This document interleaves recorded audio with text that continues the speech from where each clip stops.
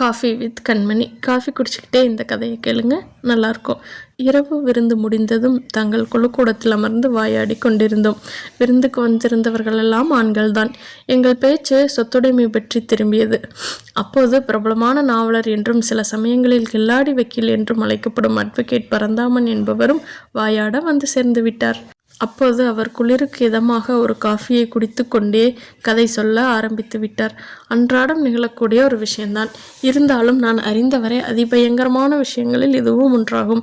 அதை உண்மை விவரங்களை சொல்கிறேன், கேளுங்கள் என்றால் வக்கீல் பரந்தாமன். அதன் பிறகு அவர் கூறிய கதைதான் இது. ஏறக்குறைய 6 மாதங்களுக்கு முன்னால் எனக்கு ஒரு தகவல் வந்தது. அதன் பிரகாரம் சாகும் தருவாயிலிருந்து ஒரு பெண்மணியின் பக்கத்தில் நான் போய் சேர வேண்டியிருந்தது. அந்த பெண்மணி என்னிடம் சொன்னாள், வக்கீல் ஐயா, உங்களிடம் ஒரு காரியத்தை ஒப்படைக்க விரும்புகிறேன். அது மிகவும் நாசூக்கான, மிகவும் கஷ்டமான காரியம், மிகவும் அலுப்பூட்டக்கூடிய விஷயம் கூட. அதை உங்களை நம்பி ஒப்படைக்கிறேன். சாகும் தருவாயில் இருக்கும் நான் வேறு யாரையும் நம்புவதில்லை. நான் தயாரித்து வைத்திருக்கும் உயில் அதோ அந்த மேஜேரியில் இருக்கிறது. தயவு செய்து உயிரில் உள்ள விஷயத்தை நிறைவேற்றுங்கள். நான் உங்களுக்கு தரும் இந்த வேலைக்காக உங்களுக்கு பணமும் அதில் எழுதி வைத்திருக்கிறேன். இந்த வேலையில் நீங்கள் வெற்றி பெறாது போனாலும் உங்களுக்கு 5,000 ரூபாய் கிடைக்கும். இதில் வெற்றி பெறுவீர்களானால் நீங்கள் ₹1,00,000 பெற முடியும். நான் வேண்டுவதெல்லாம் இதுதான். நான் செத்த பிறகு என் மகனை நீங்கள் கண்டுபிடித்து இந்த உயிலை அவன் கையில் ஒப்படைக்க வேண்டும். அவள் சற்று எழுந்து உட்கார்ந்து சௌகரியமாக பேச விரும்புவதாக சொல்லி அவளை கொஞ்சம் தூக்கி உட்கார வைப்பதற்கு என் உதவியை நாடினாள். ஏனெனில் அவளுடைய குரல் உடைந்து பெருமூச்சு வாங்கி தொண்டைக்குள்ளேயே ரவை போல் புரண்டு கொண்டிருந்தது. நான் கைத்தாங்களாக அவளை பிடித்து முதுகுக்கு தலையணை வைத்து கட்டிலின் மீது அவளை சாய்ந்து அமரச் செய்தேன். ஒரு பெரிய கோடீஸ்வரியின் வீட்டில் நான் இருப்பதை அறிந்தேன். நான் அமர்ந்திருந்த அந்த ஆடம்பரமான அறையை பார்த்து அதை என்னால் உணர முடிந்தது. அந்த அறையிலே காணப்பட்ட அவ்வளவு பொருள் மிகப்பெரிய பணக்காரர் வீட்டிலே மட்டும் காணக்கூடிய விலையுயர்ந்த பொருட்களாக இருந்தன. அந்த அறையின் அலங்காரத்தினுடன் ஒருவித எளிமை குடிகொண்டு இருந்தது. அவற்றின் மிருதுவான மேற்பரப்பு ஒருவித வாஞ்சை உணர்ச்சியை எதிரொலித்து கொண்டு இருந்தன. அதனால் அவ்வறையில் பேசப்படும் ஒவ்வொரு வார்த்தையும் அவ்வறையின் நிசப்தம் ஆழங்களினுடைய ஊடுருவி புகுந்து அங்கேயே மறைந்து முடிந்து விடுவது போல் தோன்றியது. அந்த அறையிலே மரணப்படுக்கையிலே கிடந்த பெண்மணியும் என்னையும் தவிர வேறு யாருமே இருக்கவில்லை. சிறுக சிறுக செத்து கொண்டிருந்த அந்த பெண்மணி தொடர்ந்து பேசலானாள். என்னுடைய கொடூர கதையை கேட்கும் முதல் ஆள் நீங்கள்தான். என் கதை முழுவதையும் உங்களிடம் கூறும் வரை என் உயிர் இருந்தால் போதும். அவ்வாறு என் கதை முழுவதையும் கூறும் வரை என் உயிரை இறுக்கி பிடித்து என் பலம் முழுவதையும் திரட்டிக்கொள்ள முயல்வேன்.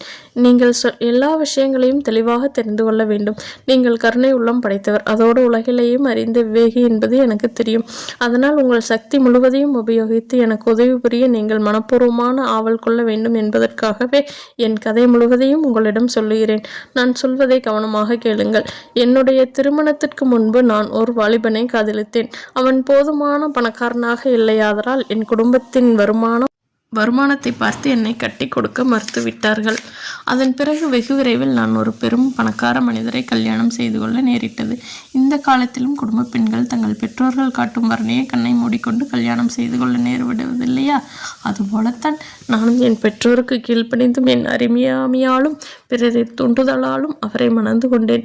எனக்கு ஒரு குழந்தை பிறந்தது, பையன்தான். எனக்கு அந்த மகன் பிறந்த சில வருஷங்களுக்குள் என் கணவர் இறந்து விட்டார். நான் முன்பு காதலித்தேனே, அந்த வாலிபருக்கும் திருமணமாகிவிட்டது. நான் விதவையாகிவிட்டதை அவன் அறிந்ததும் என்னை மறுமணம் செய்து கொள்ள தானும் சுதந்திரமான நிலையில் இல்லையே என்று பெரிதும் வருந்தினான். அந்த கொடூரமான துக்கத்திலேயே அவன் நசுங்கி நலிந்தான். ஒரு நாள் அவன் என்னை பார்க்க வந்தான். அவன் என் கண்ணெதிரிலேயே எங்கள் நிலைக்காக இறங்கி மிகவும் மனம் நொந்து அழுதான். என் இதயமே வெடித்து விடும்படியாக அந்த காதலன் மிகவும் துயரத்தோடு தேம்பி தேம்பி அழுதான். அதன் பிறகு அவன் முதலில் ஒரு நண்பனாக என்னை பார்க்க வருவதைப் போலத்தான் வந்து கொண்டிருந்தான். ஒருவேளை அவனை நான் பார்க்காமலேயே இருந்திருக்கலாம். நானே தன்னந்தனியாக இருந்தேன். தனிமை உணர்ச்சியோடு மிகவும் துயரத்தில் அழுந்திக் கொண்டும் நம்பிக்கையே இல்லாத அவள் நிலையில் உழன்று கொண்டும் கிடந்தேன். அது மட்டுமல்ல, அவனை நான் அப்போதும் காதலித்தேன். பெண்களாகிய நாங்கள் சில சமயங்களில் எவ்வளவு துன்பம் துயரங்கள் எல்லாம் சமைத்து கொள்ள வேண்டியிருக்கிறது தெரியுமா? இந்த உலகத்தில் அவனை தவிர எனக்கு வேறு யாருமே இல்லை. என் பெற்றோர்களும் என்னை விட்டு இறந்து போய்விட்டார்கள். அவன் என்னை தேடி என் வீட்டிற்கு அடிக்கடி வந்தான். தினமும் மாலை நேரம் முழுவதையும் அவன் என்னுடனே கழித்தான். அவன் அடிக்கடி என் வீட்டிற்கு வரும்போது அவனுக்கு நான் இடம் கொடுத்திருக்க கூடாது.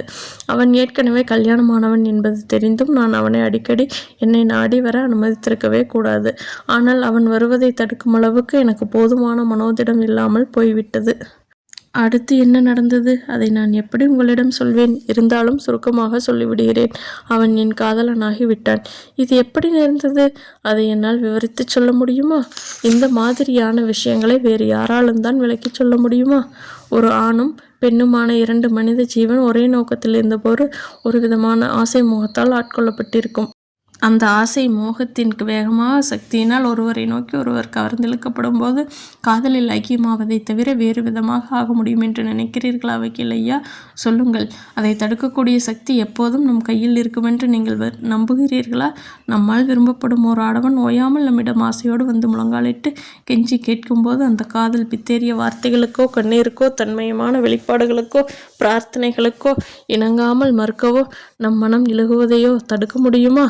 அந்த ஆடவன் நம் மீது பொழியும் காதலின் ஆசை வேகங்களை எல்லாம் புறக்கணித்து தடுக்க முடியுமா? அவ்வாறு அதை தடுக்க முயன்ற அந்த மனப்போராட்டத்தை என்றென்றும் நீடித்து தாக்குப்பிடித்து வர முடியுமா? அதிலும் நம்மை ஓயாமல் நாடியலையும் அந்த வாலிபனோ நம் உள்ளூர போற்றி விரும்பக்கூடியவன்.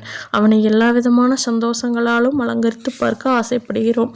உலக சம்பிரதாயங்களில் கௌரவ விதிகளை நாம் பெரிதாக நினைத்து அவற்றின்படி நாம் வழி நடக்க வேண்டுமென்றால் அந்த காதலனை பெரும் ஏமாற்றத்திற்கும் துக்கத்திற்குமே ஆளாக்க நேரிடும். அப்படிப்பட்ட ஓர் ஆடவனுக்கு வசப்படாமல் எதிர்த்து போராட வேண்டும் என்றால் நமக்கு எவ்வளவு பெரும் பலம் தேவைப்படும்? எவ்வளவு பெரும் ஆனந்தத்தை புறக்கணிக்க நேரிடும்? நம்மை நாமே எவ்வளவு தூரம் வஞ்சித்து கொள்ள வேண்டியிருக்கும்? மேலும் வெறும் உலக சம்பிரதாயத்திற்காக அது எவ்வளவு பெரிய சுயநலமாகவும் இருக்கும். அதையெல்லாம் கொஞ்சம் யோசித்து பாருங்கள் வக்கீல் ஐயா. கடைசியில் சுருங்கச் சொன்னால் நான் அவனுடைய ரகசியமாக ஆசை நாயகியாகி விட்டேன். அதனால் சந்தோஷமாகவும் வாழ்ந்தேன். அவனுடைய சொந்த மனைவிக்கும் நான் சிநேகிதியாகி விட்டேன். என்னுடைய பெரும் பலகீனத்தாலும் மாபெரும் கோழைத்தனத்தாலும் நான் அவ்வாறு அவனுடைய மனைவியின் சிநேகிதியாக மாறினேன். நாங்கள் ஒன்று சேர்ந்து என் மகனை நன்றாக வளர்த்தோம். அந்த பையனை நன்றாக வளர்த்து ஒரு முழு மனிதனாகவும் உருவாக்கிவிட்டோம். அறிவு நிறைந்தவனாக, நல்லுணர்வு நிரம்பியவனாக, திடசித்தம் வாய்ந்தவனாக, விசாலமான எண்ணங்களும் தாராளமான கருத்துக்களும் படைத்தவனாக, எல்லா அம்சங்களும் பொருந்திய நல்லவனாக, ஒரு குறைவும் இன்றியே அவனை உருவாக்கினோம். அவனும் பரந்த மனப்பான்மை உடையவனாக 17 வயதை அடைந்தான். கட்டிலம் வாலிபனான என் மகன் என் மீது எவ்வளவு பிரியம் வைத்திருந்தானோ அந்த அளவுக்கு என் காதலர் மீதும் பிரியம் வைத்திருந்தான். ஏனெனில் நாங்கள் இருவருமே ஒரே விதமான அன்பு காட்டி மிகவும் போற்றி கவனித்தோம். அவன் என் காதலரை அருமை நண்பரே என்று அழகாக அழைப்பான். உரிய மரியாதையை எப்பொழுதும் தவறாமல் தருவான். ஆனால் என் காதலரிடமிருந்து என் மகன் நல்ல அறிவுரைகளையும் உதாரணமான குணங்களையும் கண்ணியம், கௌரவம், கட்டுப்பாடு பற்றிய போதனைகளை தவிர வேறு எதையுமே கை நீட்டி பெற்றுக்கொண்டதில்லை. என் காதலரை அவன் தன் தாயிடம் பக்தியும் பழைய விசுவாசம் உள்ள குடும்ப நண்பன் என்றே கருதினான். என் காதலரை ஒருவித ஞானபிதா, ஒழுக்க போதகர், நல்லாசிரியர், நல்ல வழிகாட்டி என்ற முறையிலேயே என் மகன் தவிர எனக்கும் என் காதலருக்கும் இடையே உள்ள அந்தரங்கமான காதலுறவை அறிந்து கொண்டதாக தெரியவில்லை. இதற்கு மேல் நான் அதை எப்படி வர்ணித்து விளக்குவேன்? அவரை பற்றி என் பையன் ஒன்றுமே ஒரு கேள்வியும் கேட்டதில்லை. ஒருவேளை அவனுக்கு புத்தி தெரிந்த ஆரம்ப நாள் முதலாக என் காதலர் அவன் பக்கத்திலும் என் பக்கத்திலும் இருப்பதையும், இந்த வீட்டில் என் காதலர் எப்போதும் எங்கள் நலன்களனையே ஓயாமல் கவனித்து கொண்டு பார்த்து பார்த்து பழகி போய்விட்டதால் அவன் எந்த கேள்வியும் கேட்கவில்லையோ என்னவோ. ஒரு நாள் நாங்கள் மூவரும் ஒன்றாக உணவருந்த வேண்டிய பண்டிகை நாளாக இருந்தது. அன்று நான் உணவு வகைகளை எல்லாம் எடுத்து தயாராக வைத்து கொண்டு என் காதலரும் என் மகனுமான அவ்விருவரையும் எதிர்நோக்கி அவளோடு காத்திருந்தேன். இருவருள் யார் முதலில் வருவார்கள் என்று எனக்குள்ளேயே நான் கேட்டுக்கொண்டு வழி மீது விழி வைத்து பரபரப்போடு ஒவ்வொரு நிமிஷமும் எதிர்பார்த்து கொண்டிருந்தேன். சிறிது நேரத்தில் கதவருகே யாரோ வரும் சத்தம் கேட்டது. எழுந்து சென்றேன். வாசற்கதவு திறந்து உள்ளே வந்தது என் பழைய சிநேகிதர் தான், அதாவது என் காதலர் தான். நான் ஆசையோடு என் கைகள் இரண்டையும் விரித்து கொண்டு அவர் எதிரே சென்றேன். அவரும் ஆசையோடு என்னை பிடித்து அணைத்து கொண்டு தன் உதடுகளை குவித்து ஆழ்ந்த அன்பின் சின்னமாக ஒரு முத்தமிட்டார். மனோரம்யமான மிகவும் நீண்டதொரு முத்தம் அது. அப்போது திடீரென ஒரு சப்தம், யாரோ வந்து நிற்பது போன்ற தெளிவான சப்தம் எனக்கு கேட்டது. யாரோ இன்னொரு நபர் வந்து எங்களை கவனிப்பதையும் குறிப்பிடும் விதமாக ஒருவித மர்ம உணர்ச்சியும் ஏற்பட்டது. நாங்கள் இருவரும் திடுக்கிட்டு வேகமாக திரும்பி பார்த்தோம். அவன்தான் என் மகன் ஜெகன் தான். எங்களையே வெறித்து நோக்கிய வண்ணம் உணர்ச்சி புலம்பாக நின்று கொண்டு இருந்தார். ஒரு கணம் மிகவும் குழப்பமான, மிகவும் பயங்கரமான ஒரு சூழ்நிலை. எனக்கு என்ன செய்வதென்றே புரியவில்லை. நான் சற்றென்று பின்வாங்கி ஜெகன் என்று என் மகனை நோக்கி என் கைகளையும் விரித்து நீட்டிக்கொண்டே ஓடினேன். ஆனால் அதற்கு மேல் அவனை என்னால் பார்க்க முடியவில்லை. என் மகன் திரும்பி கூட பார்க்காமலேயே போய்விட்டான். நாங்கள் இருவரும் நானும் என் காதலரும் ஒருவரையொருவர் பார்த்து கொண்டே மனமிடிந்த நிலையில் ஒரு வார்த்தை கூட பேசாமல் அப்படியே நின்றுவிட்டோம். பிறகுதான் நான் தாங்க முடியாத துயரத்தோடு அப்படியே சரிந்து ஒரு நாட்களில் உட்கார்ந்து அதிலேயே அமிழ்ந்து விட்டேன். எங்காவது ஓடிப்போய் தொலைய வேண்டும் போலிருந்தது எனக்கு. இனம் விளங்காத அந்த உணர்ச்சிகள் பலமாக பிடித்து உந்தி தள்ளியது. அந்த இரவின் இருளுக்குள் அப்படியே பறந்தோடிப்போய் அடியோடு மறைந்திட வேண்டும் என்று பரபரத்தேன். பிறகு வாலிபன் கண்டது போன்ற விம்மல்கள் என் குரல் வலைக்குள் எழுந்தது. நான் விக்கி விக்கி விக்கி அழுதேன். என் இருதயமெல்லாம் கிழித்தெறியப்பட்டு விட்டது போல இருந்தது. பரிகாரமே செய்ய முடியாத ஒரு துர்ப்பாக்கியம் நேர்ந்து விட்டதே என்ற கொடூரமான உணர்ச்சியினால் என் நாடி நரம்புகள் எல்லாம் புடைத்து விண் விண் என்று தெரித்தன. அவமானத்தின் பயங்கர உணர்ச்சியால் என் உடம்பெல்லாம் விடவிடவென ஆடியது. அந்த நிலையிலேயே தன் மகனுக்கு எதிரிலேயே ஒரு அதிகமான நிலைக்கு ஆளாகிவிட்ட ஒரு தாய் எவ்வளவு அழ வேண்டுமோ அவ்வளவுக்கும் மேலாக அழுதேன். அப்படியே அழுதழுது செத்து போய்விட வேண்டும் போலிருந்தது. என் காதலர் சிரத்தையோடு என்னை உற்று நோக்கினார். ஆனால் அவர் வாய் திறந்து ஒரு வார்த்தையும் பேசவில்லை. என் அருகில் நெருங்கவோ என்னை தொடவோ அவர் துணியவில்லை. பையன் திரும்பி வருவானோ என்ற பயத்தினால் அவர் அப்படியே நின்று விட்டார். கடைசியில் என் காதலர் சொன்னார், நான் அவனை பின்தொடர்ந்து போகப் போகிறேன். அவனிடம் பேசுகிறேன். விஷயத்தையெல்லாம் அவனுக்கு விளக்கிச் சொல்கிறேன். சுருக்கமாக நான் அவனை சந்தித்து இது குறித்து பேசியே ஆக வேண்டும் என்றார் என் காதலர். நான் காத்து கிடந்தேன். ஏக்கத்துடன் எந்த நேரத்தில் என் மகன் வருவானோ என்ற மனம் குழம்பிய நிலையிலேயே காத்து கிடந்தேன். சிறு சிறு ஓசை கேட்டாலும் நடுங்கினேன்.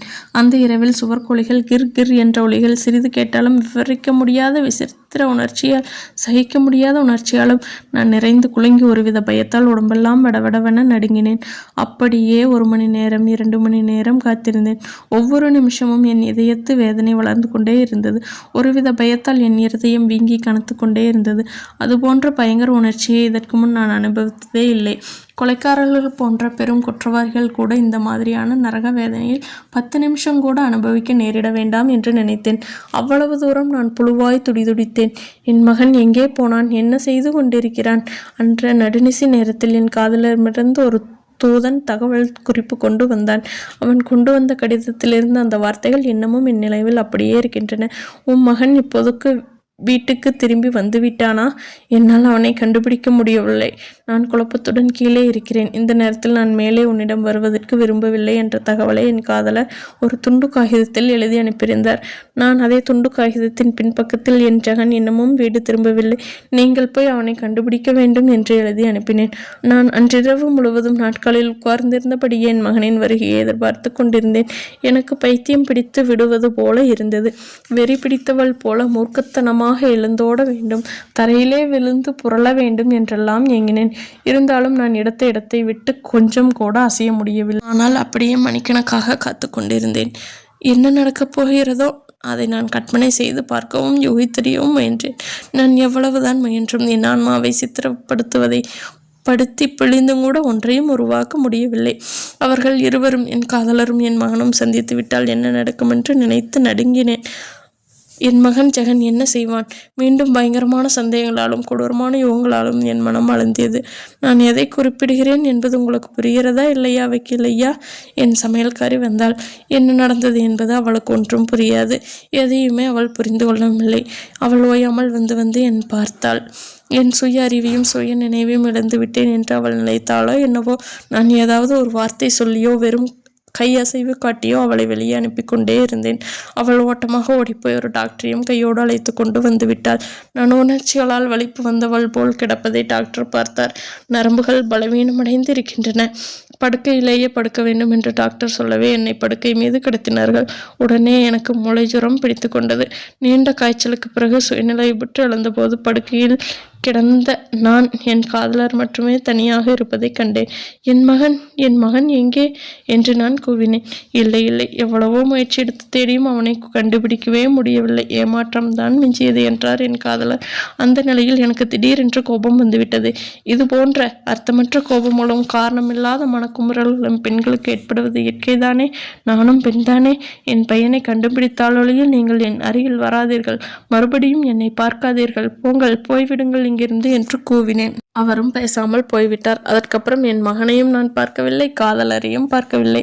அவர்களை பார்க்காமலேயே கடந்த 20 வருடங்கள் நான் உயிரோடு இருந்து விட்டேன். இதெல்லாம் எப்படி வருத்தியிருக்கும் என்பதை உங்களால் கற்பு செய்து பார்க்க முடியுமா? இது எனக்கு எவ்வளவு பெரிய உதாகரமான தண்டனை என்பது உங்களுக்கு புரிகிறதா? கடந்த 20 வருஷ காலமாக அணு அணுவாக செத்து கொண்டிருக்கும் தாயுள்ளத்தின் நிலை, முடிவில்லாமல் காத்து கொண்டே கிடக்கும் துயர நிலை எவ்வளவு பயங்கரமானது தெரியுமா? முடிவில்லாமல் காத்து கிடந்தேன் என்றா சொன்னேன் இல்லையா? தவறு, அதுதான் முடிய போகிறதே. இப்போது நான் சாகப்போவதால் என்னோடு அதுவும் முடிந்துவிடும் இல்லையா? என் இதயம் கவர்ந்த 2 பேரையும், என் மகனையும் என் காதலையும் மறுபடியும் பார்க்க முடியாமலேயே செத்து கொண்டிருக்கிறேன். அவர் நான் காதலித்தேனே அந்த மனிதர் தினம் கடந்த 20 வருஷ காலமாக எனக்கு கடிதங்கள் எழுதி கொண்டிருந்தார். ஆனால் நானோ அவரை ஒரு வினாடி நேரம் கூட சந்திப்பதற்கு நான் சம்மதிக்கவே இல்லை. ஏனெனில் என் காதலர் என்னை சந்திக்க வரும்போது அந்த நேரத்தில் என் மகனும் என்னை சந்திக்க வந்துவிட்டால் அப்புறம் என் மகன் மறுபடியும் மாயமாய் மறைந்து போய் விடுவான் என்ற விசித்திரமான பிரமை உணர்ச்சி எனக்கு ஏற்பட்டது. என் மகன், இந்த பாவி பெற்ற பிள்ளை, அவன் மடிந்து விட்டானா? உயிருடன் தான் இருக்கிறானா? உயிருடன் இருந்தால் அவன் எங்கே மறைந்து கொண்டிருக்கிறான்? ஒருவேளை அவன் வெகு தொலைவில் கடல் தாண்டி வானத்திற்கு அப்பால் எங்கேயோ ஒரு நாட்டில் தலைமறைவாக இருக்கிறானா? அவன் எப்போதாவது என்னை நினைத்து பார்ப்பானா? அவன் என் மனநிலைமை அறிந்தால், ஐயோ கடவுளே, பிள்ளைகளுக்கு மட்டும் ஏன் இந்த கொடூர கல் மனசு? இந்த தாயின் மனத்துடிப்பும் மாலா வேதனையும் அவனுக்கு தெரியுமா? பயங்கரமான துயங்கள் எல்லாம் என்னை ஆளாக்கி தண்டித்திருக்கிறான். ஏமாற்றத்தின் விளைவு பெரிய ஆழ்ந்த படுகொலையில் என்னை தள்ளியிருக்கிறான். இத்தகைய சித்திரவதைகளுக்கெல்லாம் என்னை ஆளாக்கிறான். அதுவும் இளமையின் வசந்த காலத்தில் நான் இருக்கும்போது மட்டுமில்லை, நான் சாகப்போகும் கடைசி காலத்தில், இந்த கடைசி காலத்திலும் கூட அவனையே நான் எண்ணி புழு போல் வேதனையால் துடிக்கும்படி செய்து இருக்கிறான். அதுவும் தன் தாயன்பின் சக்தியை எல்லாம் கொண்டு அவனை நேசித்து என்னை எவ்வளவு பெரிய துன்பத்திற்கு ஆளாக்கியிருக்கிறான். இதையெல்லாம் அவன் புரிந்து கொள்வானா? ஐயோ, இது கொடூரம். மகன், கொடூரம் இல்லையா? ஐயோ அட்வொகேட், இதையெல்லாம் நீங்கள் அவனுக்கு சொல்வீர்களா இல்லையா? இதோ என் கடைசி வார்த்தைகள், இதையும் அவனிடம் எனக்காக சொல்லிவிடுங்கள். என் மகனே, என் அருமை மகனே, மிக மிக அருமையான மகனே, அபாவதி யான அப்பாவி பெண்ணின் மீது இவ்வளவு பெரிய கொடுமை காட்டாதே. வாழ்க்கையானது இந்த அப்பாவி பெண்களோடு விளையாடியதில் ஏற்கனவே கொடூரமாகவும் மிருகத்தனமாகவும் ஆகிவிட்டது. இத்தகைய வாழ்க்கையின் கசப்பை நான் கண்டு உணர்ந்து கொண்டேன். என் அருமை மகனே, நீ என்னை விட்டு போன நாளிலிருந்து உன் அபலை தாய் எப்படியெல்லாம் மனம் தவித்து நொந்து போன வாழ்க்கை வாழ்ந்திருப்பேன் என்பதை கொஞ்சம் சிந்தித்துப்பார். குழந்தாய், உன் தாயை மன்னித்து விடு. அவள் இப்போது இறந்து விட்டாள். எந்த பெண்ணும் இதுவரை அனுபவித்தே இராத பயங்கரமான வேதனை தண்டனைகளை எல்லாம் எப்படியோ சகித்து கொண்டு கடைசியில் செத்து போய்விட்டாள். ஓர் உண்மையான தாயுள்ளத்தின் தவிப்போடுதான் உன் தாய் செத்து போனாள் என்பதை சரியாக புரிந்துகொள். இவ்வாறு சொல்லி அந்த தாய் தன்னுடைய கடைசி வார்த்தைகளை சொல்லும் போது அவளுக்கு மூச்சு திணறியது. உடம்பு எல்லாம் அதிர்ந்தது. இருந்தாலும் அவள் மூச்சளித்து பிடித்து கொண்டு தன் படுக்கை அறையில் இருக்கும் தன் மகனிடம் சொல்வது போல என்னை நோக்கி கடைசி வார்த்தைகளை மெதுவாக சொன்னாள். பிறகு அவள் என்னை ஏறிட்டு பார்த்து தொடர்ந்து கூறினாள், வக்கீல் ஐயா, மறவாமல் என் மகனிடம் சொல்லுங்கள். அந்த ஆளையும், அதாவது என் காதலரையும் நான் மறுபடி பார்க்கவே இல்லை என்பதையும் அவனிடம் சொல்லிவிடுங்கள். அதற்கு மேல் அவளால் பேச முடியவில்லை. இருந்தாலும் முயற்சி செய்து உடைந்த குரலில் சொன்னாள், வக்கீல் ஐயா, உங்களை கெஞ்சி கேட்டுக்கொள்கிறேன். இப்போது என்னை தனியாக விட்டு போங்கள். இந்த அறையிலேயே அந்திய காலத்தில் யாரும் இல்லாத போது தனியாகவே சாகிறேன் என்றாள் அந்த தாய். இந்த கதையை அட்வொகேட் பரந்தாமன் சொல்லிவிட்டு தொடர்ந்து கூறலானார். நான் அந்த வீட்டை விட்டு வெளியே விழுந்தேன். ஓர் அசட்டு குழந்தை போல் அழுது கொண்டே என் வண்டியில் ஏறினேன். நான் மிகவும் தீவிரமாக கண்ணீர் வடித்ததால் என் வண்டிக்காரன் கூட வியப்புடன் திரும்பி என்னை வெறித்து பார்த்தான். நண்பர்களே, இதை பற்றி நீங்கள் என்ன நினைக்கிறீர்கள்? உலகத்தில் தினந்தோறும் இது மாதிரியான நாடகங்கள் கணக்கில்லாமல் நம்மளை சுற்றி நடந்து கொண்டு தானே இருக்கின்றன என்ற கேள்வியோடு பரந்தாமன் எங்களை பார்த்தார். நாங்கள் என்ன பதில் சொல்ல முடியும்? வக்கீல் பரந்தாமனே தொடர்ந்து சொன்னார், அந்த தாய் குறிப்பிட்ட மகனை நான் இன்று வரை கண்டுபிடிக்க முடியவில்லை. அந்த மகன் என்ன மகன்? அவனை பற்றி நீங்கள் இஷ்டம் போல என்ன சொன்னாலும் சொல்கிறேன். வக்கீல் பரந்தாமன் சொல்கிறார், நான் சொல்கிறேன், அந்த மகன் ஒரு கொலைகார பயல் என்று.